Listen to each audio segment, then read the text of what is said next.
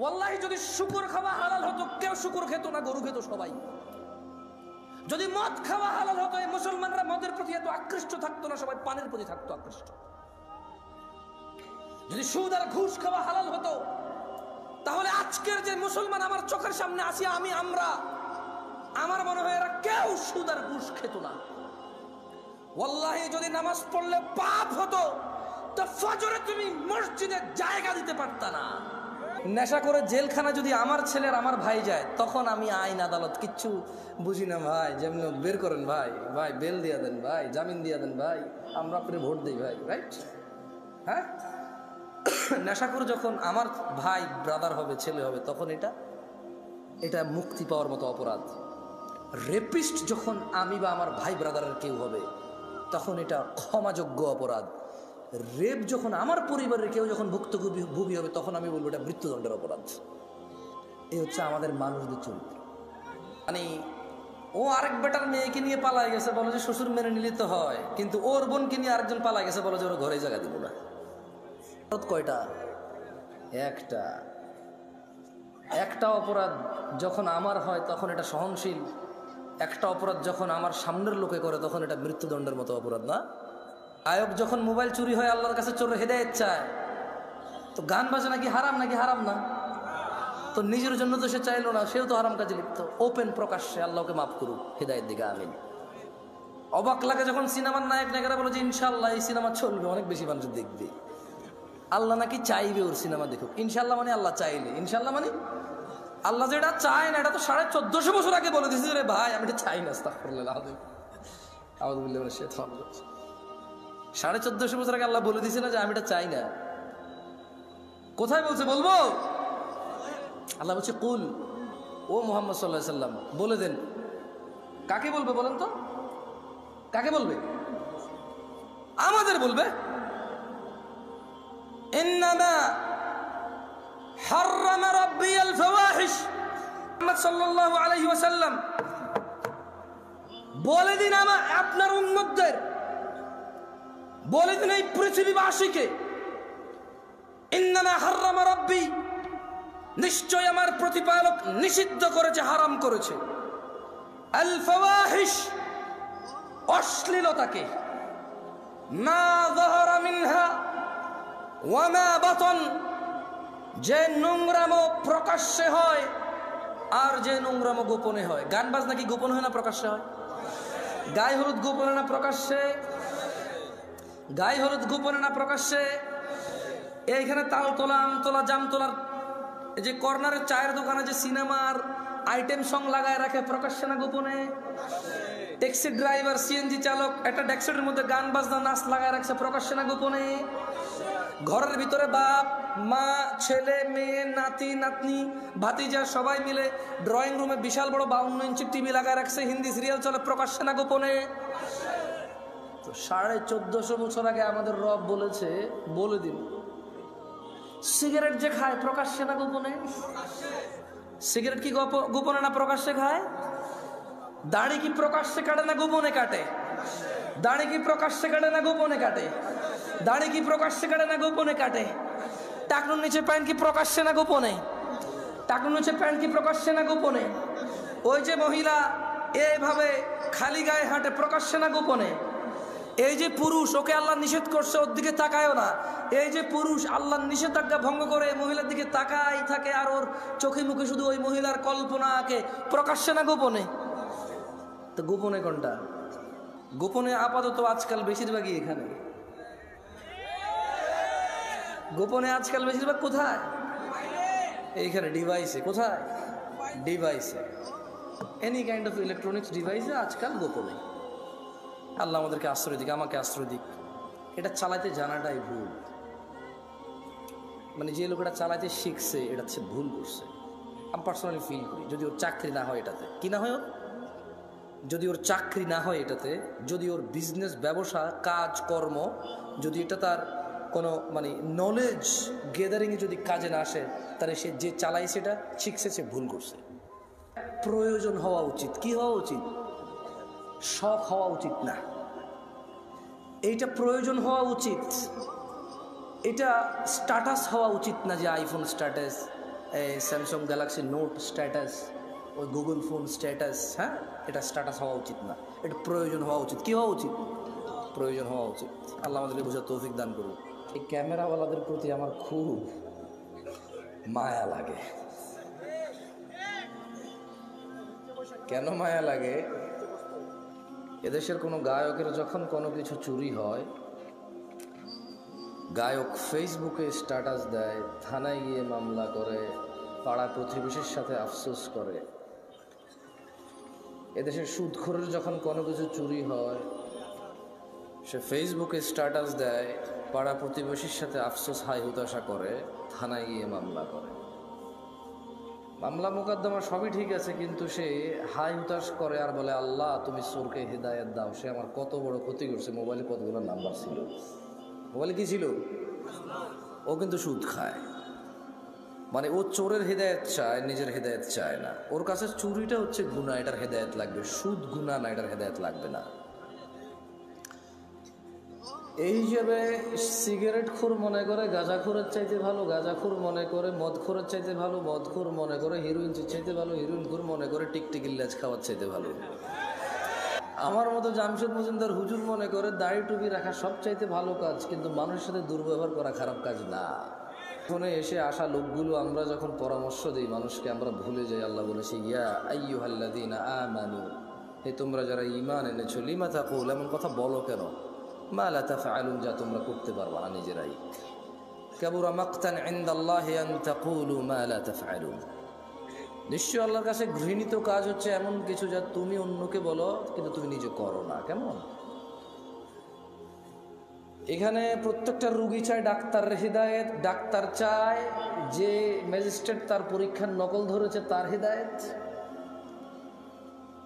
হুজুর চায় মাহফিল কমিটির হিদায়েত কারণ টাকা কম দিছে, মাহফিল কমিটি চায় হুজুরের হিদায়েত, টাকা কন্ট্রাক্ট করা ছাড়া আসতে চাচ্ছে না। কেউ নিজের হিদায়েত চায় না, প্রত্যেক ব্যক্তি অন্যের হিদায়েত নিয়ে এখানে ব্যস্ত। লা হাওলা ওয়ালা কুওয়াতা ইল্লা বিল্লাহিল আলিয়্যিল আযীম। এমত অবস্থায় এখানে মানুষ কিভাবে ভালো হব আমরা, যেখানে আমি সবসময় অন্যের ভালো চাই, নিজের ভালো চাই না, এবং অন্যকে আমি বলি আমি যে তোমার ভালো চাই এটা তুমি বিশ্বাস করো। আমি কিন্তু নিজের ভালোই চাই না, আপনারা যে ভালো চাই এটা বিশ্বাস করার জন্য আপনাকে বলি। আমি মাহফিলগুলো গায়ে হলুদের অনুষ্ঠান যেমন বিয়েতে অপ্রয়োজনীয়, ইদানিংকাল মাহফিলগুলো ইসলামের মধ্যে ইবাদতের নামে এরকম গায়ে হলুদের মতো হয়ে গেছে। প্রচুর মেলা হইতো, জাহালাত ছিল, মানুষের অজ্ঞতা ছিল। ঠান্ডার সময় প্রচুর মেলা হইতো, মেলা, বটকা, বাঁশি, ওই কাঠের বানানো পাখি, এভাবে পোলা পাইনে লাকড়ে ধরে দুটা চাকা থাকে, ক্যাঁ ক্যাঁ ক্যাঁ পা, সারাদিন বাজে এই সময়গুলোতে। তো মানুষ কিছু দিনদারি কর্মকাজে নিজেকে নিযুক্ত করতে গিয়ে ওইসব মেলা বন্ধ হয়েছে, এটা ভালো হয়েছে, কিন্তু যেটা ভালো অল্টারনেটিভ হয়েছে সেটা আরও বেশি খারাপ হচ্ছে। মেলা হারাম সব সময় সব আলেমরা বলে, সব সাধারণ মুসল্লিরা এগ্রি করে। ওয়াজ যদি বলি হারাম, কেউ এগ্রি করবে? করবে না। কিন্তু এই ওয়াজগুলো বাংলাদেশের সংস্কৃতি অথবা একটা এলাকার ঐতিহ্যে পরিণত হয়েছে, এর বেশি আর কিছুই না। এখানে উপস্থিত আপনারা যারা আছেন আপনাদেরকে এখন পরীক্ষা করলেই চলবে। তোমাদের যাদের ক্যামেরা আমার দিকে করা আছে থাক, কারো দিকে করিও না। এখানে আপনারা মিনিমাম 60% মানুষ এসব নামাজ পড়েন নাই আজকে। না না না না, আপনারা বিশ্বাস করি না তো ভাই। ফজরে আমি যাই তো দেখি কয়জন, কারণ বাইনানা ওয়া বাইনাল মুনাফিকিন, আল্লাহ নবী একজন সাহাবী বলছে যে নিশ্চয়ই আমাদের এবং মুনাফিকদের মধ্যে পার্থক্য কি? শুহুদুল ইশা ওয়াস সুবহ লা ইস্তাতিউনাহুমা, মুনাফিকরা ফজরে আর ইশার নামাজ পড়তে পারে না। কেন? বহুত কষ্ট হয়ে যায় ওদের। আপনাদের মনে মুনাফিক বলছি না? আমার আবার মুখ খারাপ ভাই, সব কিছু নিজের উপরে নিয়ে নেন আপনারা। আমাকে এখানে আনছেন কথা বলার জন্য, আমি কথা বলবো, বুঝছেন? আমার সব কথা ধরা লাগবে না, কিছু উদাহরণ উদ্ধৃতি দেই, হয়তো অপ্রাসঙ্গিক হয়ে যেতে পারে, যেটা আমি মানুষ। যতক্ষণ আমি কোরআন পড়ে অনুবাদ করব ততক্ষণ ঠিক আছে, হাদিস পড়ে অনুবাদ করব ততক্ষণ ঠিক আছে। যখন আমি এগুলোকে আরও বেশি এক্সপ্লেন করার জন্য উদাহরণ উদ্ধৃতি দিব তখন হয়তো কিছু ইররিলেভেন্ট কথা হয়ে যেতে পারে, ওগুলো আপনি না নিলেও চলবে। কেমন? আল্লাহ আমাদেরকে বুঝার তৌফিক দান করুন। এইখানে আপনারা কি এই এলাকার মান ইজ্জত বাঁচাইতে আসছেন নাকি জান্নাতের পথ সহজ করতে আসছেন? আসলে কি গত বছর ওয়াজে আসেন নাই আপনারা?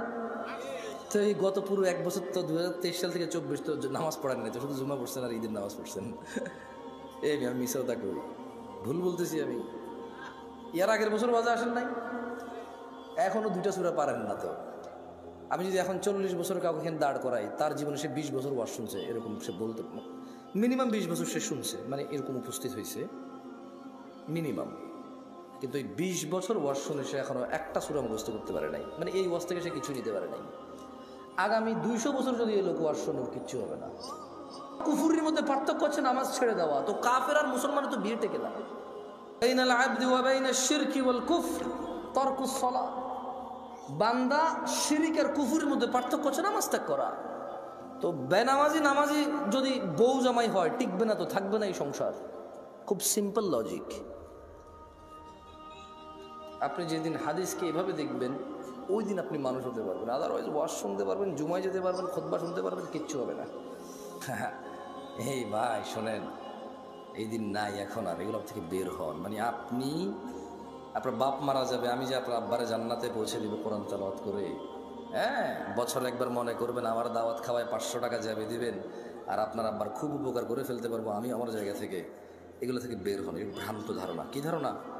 না না, আমি আপনার জন্য দোয়া করলে কিছু হবে না তা আমি বলতেছি না, বাট আপনি যে সিস্টেমের তারতিব সেটিং করে রাখছেন, যে স্ট্রাকচার দাঁড় করেছেন যে this is the only way, আপনার বাপের জন্য আমি হচ্ছি ওয়ে, এটা ঠিক না। এই ভ্রান্ত ধারণা থেকে বের হতে হবে। কেমন দেখেন, আন আবি হুরায়রা রাদিয়াল্লাহু আনহু, আবু হুরায়রা রাদিয়াল্লাহু আনহু থেকে বর্ণিত, তিনি বলেন, ক্বালা রাসূলুল্লাহ সাল্লাল্লাহু আলাইহি ওয়াসাল্লাম, আল্লাহর রাসূল সাল্লাল্লাহু আলাইহি ওয়াসাল্লাম বলেছে, মান সালাকা তরিকান ইয়ালতামিসু ফীহি ইলমা, যে ব্যক্তি জ্ঞান অর্জনের জন্য পথ চলতে শুরু করলো, সাহহালাল্লাহু লাহু তরিকান ইলাল জান্নাহ, আল্লাহ তার জন্য জান্নাতের পথকে সহজ করে দেবে। মাহফিলে আসা যদি জ্ঞান অর্জনের উদ্দেশ্য হয়, তাহলে যে জান্নাতে যেতে ফুলসিরাত পার হইতে হয়, সেই জান্নাতের ফুলসিরাত সহজ হবে ইনশাআল্লাহ। যদি আজকের এই উপস্থিতি আপনার ইলম অর্জনের উদ্দেশ্য হয়, তবে যেই জান্নাতে না গেলে জাহান্নামে প্রবেশ করতে হবে, অন্য কোনো অপশন নাই, সেই জান্নাতের পথ সহজ হবে। যদি আজকের এই মাহফিল থেকে ইলম অর্জন করে নিয়ে যান, তবে আল্লাহ যে কঠোর দণ্ডের কথা বলেছে, মহাশাস্তির কথা বলেছে, সেখান থেকে মুক্তি পেয়ে যে জান্নাতে মানুষ প্রবেশ করবে, আল্লাহর সন্তুষ্টি নিয়ে আল্লাহর জান্নাতে যাবে, এখান থেকে জ্ঞান অর্জন করে গেলে সে জান্নাত সহজ হবে। কারা কারা আল্লাহর পরিবারে অন্তর্ভুক্ত হতে চান? আল্লাহ তাআলা কবুল করুন। কেমনে হবেন না শিখে? এমনি হয়ে যাবে কবুল। বলেন কেমনে হবেন আল্লাহর পরিবার? না না, লাম ইয়ালিদ ওয়া লাম ইউলাদ, আল্লাহ কাউকে জন্ম দেয়নি, জন্ম নেয়নি। ওয়া লাম ইয়াকুল লাহু কুফুয়ান আহাদ, ওনার সমতুল্য কিচ্ছু নাই। কিন্তু এর মধ্যে উনি এই পৃথিবীতে মানুষের মধ্যে কিছু মানুষকে ওনার পরিবার বলছে। সুবহানাল্লাহ। কি বলছে? ছেলে সন্তান বলে নাই, কি বলে নাই? বাপ মা বলে নাই, পরিবার বলছে। কি বলছে? আন আনাস ইবনে মালিক রাদিয়াল্লাহু আনহু قال, আনাস ইবনে মালিক রাদিয়াল্লাহু আনহু থেকে বর্ণিত, তিনি বলেন, মুহাম্মদ সাল্লাল্লাহু আলাইহি ওয়াসাল্লাম বলছে, দাড়ি রাখো, এরা কাটে। বলছে টাকনুর উপরে প্যান্ট বড়, এরা নিচে পড়ে। এখন নায়কেরা দাড়ি রাখে, এরা দাড়ি রাখে। আল্লাহ তাআলা বলছে হালাল খাও, এরা সবসময় হারামের প্রতি ঝুঁকে থাকে। ইসলাম যত কিছু আদেশ করছে, মুসলমানদের বর্তমানে কাজ হয়ে গেছে সবকিছুর বিরুদ্ধাচরণ করা। ওয়াল্লাহি যদি শুকর খাওয়া হালাল হতো, কেউ শুকর খেত না, গরু খেত সবাই। যদি মদ খাওয়া হালাল হতো, এই মুসলমানরা মদের প্রতি এত আকৃষ্ট থাকতো না, সবাই পানের প্রতি থাকতো আকৃষ্ট। যদি সুদ আর ঘুষ খাওয়া হালাল হতো, তাহলে আজকের যে মুসলমান আমার চোখের সামনে আসি, আমরা, আমার মনে হয় এরা কেউ সুদ আর ঘুষ খেত না। ওয়াল্লাহি যদি নামাজ পড়লে পাপ হতো, তো ফজরে তুমি মসজিদে জায়গা দিতে পারতা না। গান শুনলে পাপ হয়, কনসার্টে জায়গা হয় না। গান শুনলে পাপ হয়, কনসার্টে জায়গা হয় না। সিনেমা দেখলে পাপ হয়, ইন্টারনেটে মিলিয়ন বিলিয়ন্স ভিউ হয় ওইটার। বাবা মায়ের সাথে বেয়াদবি করলে পাপ হয়, কোন সন্তান তার বাপ মায়ের কথা শোনে না। একটা সামান্য মেম্বার, ইউনিয়ন মেম্বার, ও বেটা এখন 2 লাখ টাকা খরচ করলে হওয়া যায় কি? আগের যুগ আছে সম্মানত। আমি রাজনীতি বক্তব্য দিচ্ছি না, ফ্যাক্ট বলতেছি, নিজের উপরে নিয়েন না কেউ। আমি রাজনীতি বুঝি কম তাই বলি না। আমার শত্রু বানায় শুধু শুধু নিজের শত্রু বাড়াইন না। আমি নিরীহ মানুষ, মনে আপনার কষ্ট যাবে শুধু, ব্যাস। আমারও ইনশাল্লাহ কিছু করতে পারবেন না, আমিও পারবো না। আপনাদের যা করবে, যদি কিছু হয় ওটা আল্লাহর তাকদিরে আছে, আমার হবে, আপনার হইলে ওটা আল্লাহর তাকদিরে আছে, তাই হবে, ব্যাস, দ্যাটস ইট। আমি ভয় পাই না তা না, এই জন্য আরো অনেক কন্ট্রোল করে বলতেছি। তো এই জন্য দেখবেন বাবা মায়ের অবহেলা। ওর যদি খালি ইউনিয়ন চেয়ারম্যানে বলে ওকে বলিস তো একটু দেখা করতে, ও লুঙ্গি কোনটা পড়বে এই টেনশনে পড়ে যাবে, যাইতে হবে রে। ওর বাপ মা ওকে ডেকে পাঠাইলো, বলো যে আসতেছি, বলে দিস পরে আসতেছি। আমি একটা জিনিস বিবেচনা করে দেখলাম, যত কিছু আল্লাহ তাআলা হ্যাঁ করতে বলেছে তত কিছু আমরা অনীহা করি। উনি বলেছে বিয়ে করো 2টা 3টা 4টা পছন্দ মতো তৌফিক অনুযায়ী। আমরা প্রেম করি 2টা 3টা 4টা সিম দিয়ে। আপনি দেখেন, উনি বলছে বিয়ে করো 2টা 3টা 4টা, আমরা করি প্রেম 2টা 3টা 4টা। উনি বলেছে, মুহাম্মদ সাল্লাল্লাহু আলাইহি ওয়াসাল্লাম বলছে তোমরা বেশি বেশি বাচ্চা কাচ্চা নাও, তাহলে আমার উম্মত ভারী হবে কিয়ামতে, আমি বিশাল এক জনসমুদ্র নিয়ে ইনশাআল্লাহ জান্নাতে প্রবেশ করব। আমরা বলি একটা যথেষ্ট। কয়টা যথেষ্ট? একটা যথেষ্ট। উনি বলেছে বিয়ে করো রিজিক বাড়বে, আমরা বলি আগে চাকরি বাকরি এস্টাবলিশ হয় তারপরে বিয়ে। এভরিথিং উল্টা। উনি বলেছে মেয়েরা মোহর পাবে, আমরা নেই যৌতুক। তুমি দেখছো? একটু চিন্তা করে দেখো না। উনি বলছে দাড়ি রাখো, আমরা কাটি।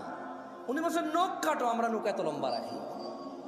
তুমি বুঝতেছো না ভাই, আসলে এটা ওর নখ রাখার শখ না, জাস্ট আল্লাহর বিরুদ্ধাচারণ করা, রাসূলের বিরুদ্ধাচারণ করাই হচ্ছে ওর উদ্দেশ্য। ওর জীবনের একটা এইম হয়ে গেছে।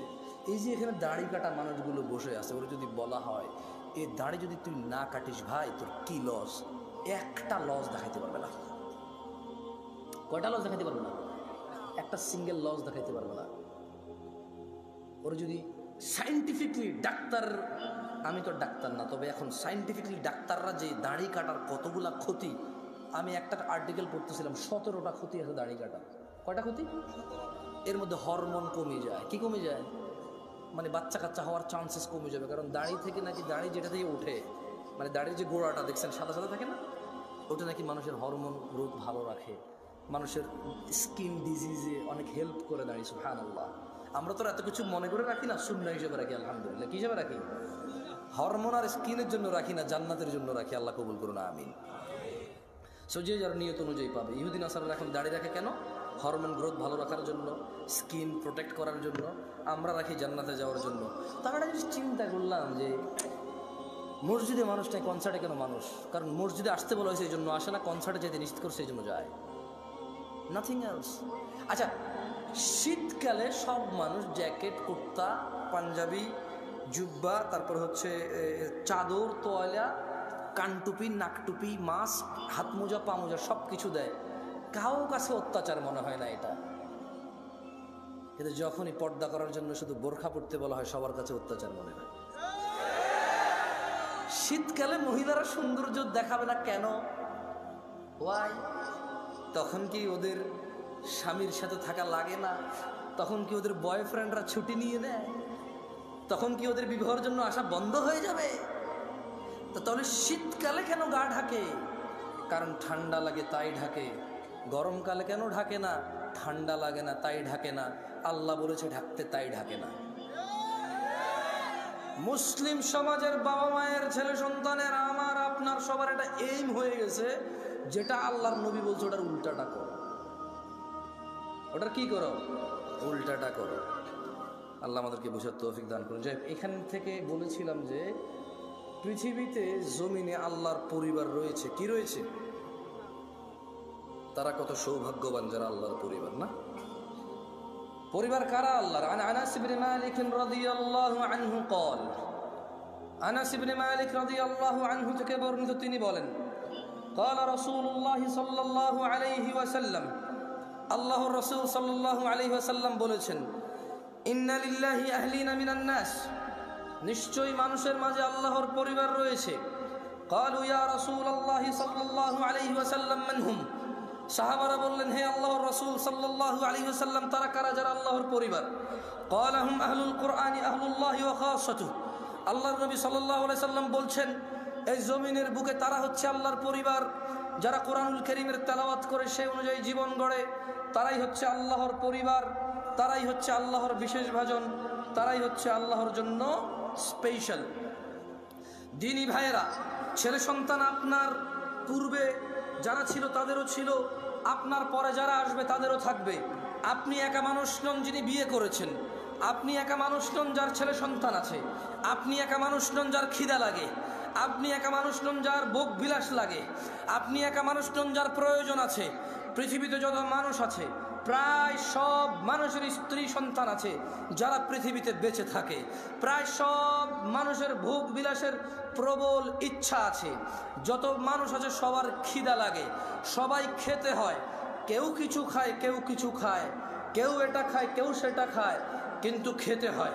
ছেলে সন্তান এমন কিছু নয় যা আপনি প্রথম মানব, আপনার হয়েছে আর কারো নাই। দেখেন, আপনার দাদার ছিল আপনার বাবা, আপনার বাবার আছেন আপনি, আপনার আছে আপনার সন্তান আব্দুল্লাহ, আব্দুর রহমান, আব্দুস সত্তার, আয়েশা, আসমা, দিবা।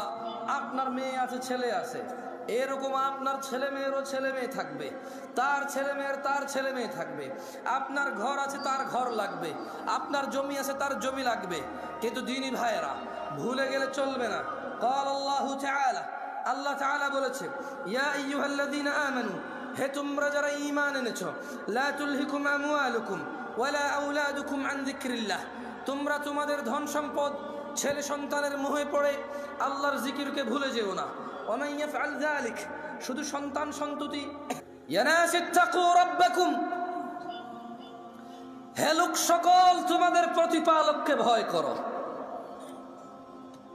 ওয়া মান ইয়াফআল যালিক, আর যে ব্যক্তি আল্লাহর জিকিরকে ভুলে যাবে সন্তান আর সম্পদের মোহে, ফাউলাইকা হুমুল খাসিরুন। যদি আজকের দিনে পৃথিবীর 1000 কোটি মানুষ আছে, আজকের দিনে গণনায় কম বেশি হতে পারে, যারা পরিসংখ্যান করে এটা তাদের কথা, 1000 কোটি মানুষও যদি সন্তান সন্ততি আর সম্পদের মোহে আল্লাহকে ভুলে যায়, আল্লাহ বলছে ফাউলাইকা হুমুল খাসিরুন, সবাই ক্ষতিগ্রস্ত, ধ্বংস হবে।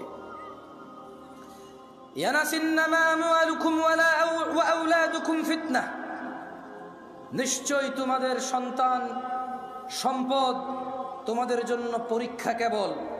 ওয়াল্লাহু ইনদাহু আজরুন আযীম, আর আল্লাহর কাছে যা রয়েছে তা হচ্ছে উত্তম মহাপুরস্কার। মানুষরা, তুমি একাই বাপ নাকি? তুমি একাই মা নাকি? তোমার একারই বাড়ি গাড়ি লাগবে নাকি?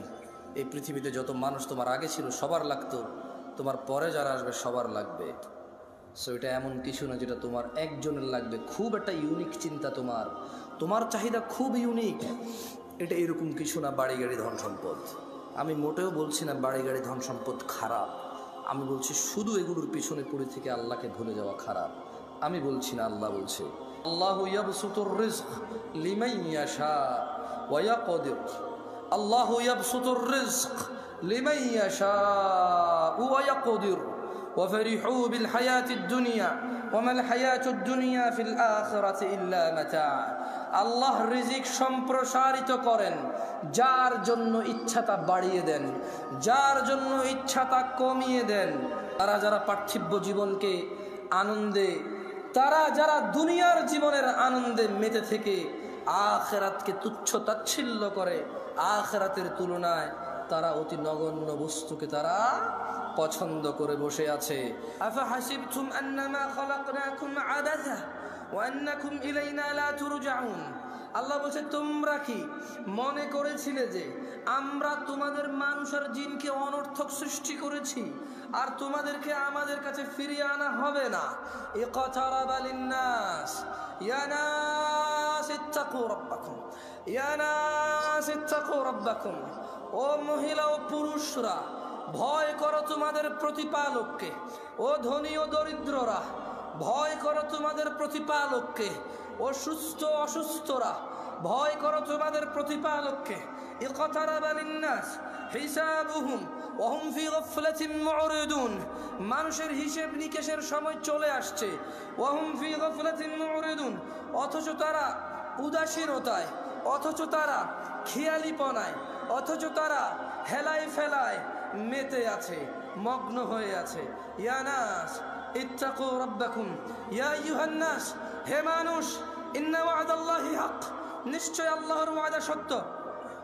ফালা তাগুররান্নাকুমুল হায়াতুদ দুনিয়া ওয়ালা ইয়াগুররান্নাকুম বিল্লাহিল গরুর, অতএব দুনিয়ার জীবন যেন তোমাদের কিছুতেই প্রতারণা না করতে পারে। হে মানুষ, আল্লাহর ওয়াদা সত্য, অতএব যেন দুনিয়ার জীবন তোমাদের প্রতারিত না করতে পারে।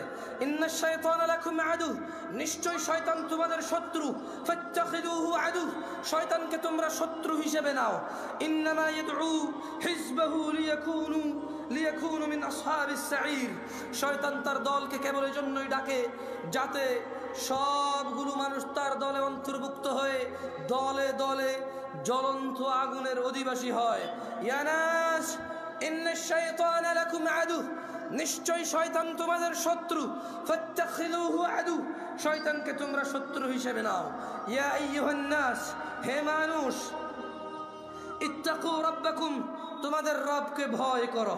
ইন্না জালজালাতাস সাআতি শাইউন আযীম, নিশ্চয় কিয়ামতের প্রকম্পন, নিশ্চয় কিয়ামতের কাঁপুনি এক ভয়ঙ্কর ব্যাপার। ইয়াউমা তারাউনাহা তাযহালু কুল্লু মুরদিআতিন আম্মা আরদাআত ওয়া তাদাউ কুল্লু যাতি হামলিন হামলাহা ওয়া তারান নাসা সুকারা ওয়া মা হুম বিসুকারা ওয়ালাকিন্না আযাবাল্লাহি শাদীদ। বলছে কুল, ও মুহাম্মদ সাল্লাল্লাহু আলাইহি সাল্লাম, বলে দেন। কাকে বলবে বলেন তো? কাকে বলবে? আমাদের বলবে। ইন্নামা হাররামা রাব্বিয়াল ফাওয়াহিশ, ও মুহাম্মদ সাল্লাল্লাহু আলাইহি ওয়াসাল্লাম, বলে দিন আপনার উম্মতদের, বলে দিন এই পৃথিবীবাসীকে, ইন্নামা হাররামা রাব্বি, নিশ্চয় আমার প্রতিপালক নিষিদ্ধ করেছে, হারাম করেছে, আল ফাওয়াহিশ, অশ্লীলতাকে, মা যাহারা মিনহা ওয়া মা বাতন, যে নোংরামো প্রকাশ্যে হয় আর যে নোংরামো গোপনে হয়। গান বাজনা কি গোপন হয় না প্রকাশ্যে হয়? গায়ে হলুদ গোপনে না প্রকাশ্যে? গায়ে হলুদ গোপনে না প্রকাশ্যে? এইখানে তালতলা, আমতলা, জামতলার এই যে কর্নারের চায়ের দোকানে যে সিনেমার আইটেম সং লাগায় রাখে, প্রকাশ্যে না গোপনে? ট্যাক্সি ড্রাইভার, সিএনজি চালক একটা ডেস্কের মধ্যে গান বাজনা নাচ লাগায় রাখছে, প্রকাশ্যে না গোপনে? ঘরের ভিতরে বাপ মা, ছেলে মেয়ে, নাতি নাতনি, ভাতিজা সবাই মিলে ড্রয়িং রুমে বিশাল বড় 52 ইঞ্চি টিভি লাগায় রাখছে, হিন্দি সিরিয়াল চলে, প্রকাশ্যে না গোপনে? 1450 বছর আগে আমাদের রব বলেছে, বলে দিন, সিগারেট যে খায় প্রকাশ্যে না গোপনে? সিগারেট কি গোপনে না প্রকাশ্যে খায়? দাড়ি কি প্রকাশ্যে কাটে না গোপনে কাটে? দাড়ি কি প্রকাশ্যে কাটে না গোপনে কাটে? দাড়ি কি প্রকাশ্যে কাটে না গোপনে কাটে? টাকনুর নিচে প্যান্ট কি প্রকাশ্যে না গোপনে? টাকনুর নিচে প্যান্ট কি প্রকাশ্যে না গোপনে? ওই যে মহিলা এইভাবে খালি গায়ে হাঁটে, প্রকাশ্যে না গোপনে? এই যে পুরুষ, ওকে আল্লাহ নিষেধ করছে, ওর দিকে তাকায়ও না, এই যে পুরুষ আল্লাহর নিষেধাজ্ঞা ভঙ্গ করে মহিলার দিকে তাকাই থাকে আর ওর চোখে মুখে শুধু ওই মহিলার কল্পনা আঁকে, প্রকাশ্যে না গোপনে? তো গোপনে কোনটা? গোপনে আপাতত আজকাল বেশিরভাগই এখানে। গোপনে আজকাল বেশিরভাগ কোথায়? এইখানে ডিভাইসে। কোথায়? ডিভাইসে। এনি কাইন্ড অফ ইলেকট্রনিক্স ডিভাইসে আজকাল গোপনে। আল্লাহ আমাদেরকে আশ্রয় দিক, আমাকে আশ্রয় দিক। আর একটা হাদিস বলবো, কেমন? আপাতত শেখ চলে আসছে, আপনাকে অপেক্ষা করানোর স্পর্ধা করবো না ইনশাআল্লাহ। এই হাদিসটা নিজেরা পড়বেন, ফতুয়া বেশি খুঁজিয়েন না। মানে ফতুয়ায় প্রবলেম কি জানেন? ফতুয়া হচ্ছে শেখ মতিউর রহমান মাদানী হাফিজাহুল্লাহ তালাক বিষয়ে একটা ফতুয়া দিয়েছে একজনকে, ওই লোক আবার ওইটা রেকর্ডিং করে আমাকে মেসেজ দিয়ে বলে যে এটা ঠিক আছে কিনা। আমি জাজ করবো নাকি এটাকে? ঠিক আছে, মানুষ মাত্রই ভুল, উনি ভুলের ঊর্ধ্বে না হতে পারে, ভুল হতে পারে, আল্লাহু আলাম, তবে আমার ওই যোগ্যতা না যে জাজ করবো, কেমন? শেখ আহমদুল্লাহ এই যে বিয়ের ব্যাপারে পালায় বিয়ে করার ব্যাপারে একটা ফতোয়া দিয়েছে সুন্দর। তো আমাকে এক ভদ্র মহিলা মেসেজ দিয়ে বললো যে এটা ঠিক আছে কিনা। আমি বললাম হ্যালো আহমদুল্লাহ সাহেব, উনি বক্তব্য দেয় আকিদাগত মাসলা মাসাইল বিষয়ে অনেক কিছুতে দ্বিমত থাকবে আমাদের, কিন্তু আসলে কিন্তু মানে আমি জামশেদ মজুমদারের জায়গায় ওনাকে জাজ করা কঠিন আমার জন্য, উনি অনেক জ্ঞান রাখে। তো এই হিসেবে ধরেন, এই জন্য আমি বলি যে ফতুয়া নিজেরা নিজে দিবেন। কারা কে দিবেন? ফতুয়া দেওয়ার জন্য নলেজ লাগবে। কি লাগবে? এই পৃথিবীর রাজা, তাহলে আমি রাজা। যদি নিজেকে রাজা বললে রাজা হওয়া যায়, নিজেকে নেতা বললে নেতা হওয়া যায়, নিজেকে সুন্দর সুদর্শন বললে সুন্দর সুদর্শন হওয়া যায়, তাহলে নিজেকে মুসলমান বললে মুসলমান হওয়া যাবে। আর যদি না নেতা মানুষে বানাবে, আর যদি না সুদর্শন হওয়ার জন্য মানুষের কাছে গ্রহণযোগ্যতা থাকতে হবে, তাইলে মুসলমান নিজেকে নিজে বললে হবে না, আল্লাহর নবী সার্টিফিকেটে ম্যাচ করতে হবে। কার সার্টিফিকেটে? একটা শেষ হাদিস পড়েই চলে যায়, বলেন বাইনানা বাইনানা ওয়া বাইনাল মুনাফিকিনা শুহুদুল ইশা ওয়াস সুবহ লা ইস্তাতিউনাহুমা। আল্লাহ নবী সাল্লাল্লাহু আলাইহি ওয়াসাল্লাম বলছে যে আমাদের মধ্যে মানে মুসলমানদের এবং মুনাফিক এদের মধ্যে পার্থক্য হচ্ছে এরা ঈশা আর ফজরের নামাজ উপস্থিত হতে পারে না, এদের জন্য খুব কঠিন। আকুলু কওলি হাযা ওয়াস্তাগফিরুল্লাহ লি ওয়া লিসাইরিল মুমিনিন ফাস্তাগফিরুহু ইন্নাহু হুয়াল গফুরুর রহিম। সুবহানাকাল্লাহুম্মা ওয়া বিহামদিকা আশহাদু আল্লা ইলাহা ইল্লা আনতা আস্তাগফিরুকা ওয়া আতুবু ইলাইক।